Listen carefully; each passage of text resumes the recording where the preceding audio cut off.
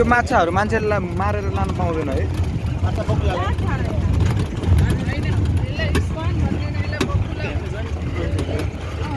बकुल्ला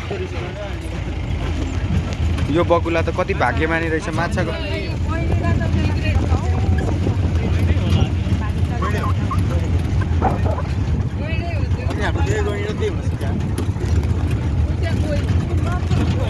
गयो रहेछ है।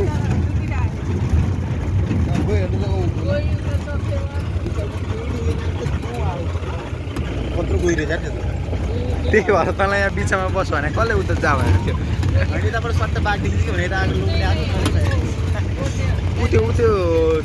त्यो चाहिँ कालिजहरू हो म्याम। म्याम ऊ त्यो कालिजहरू हो चक्रेवा। ए त्यो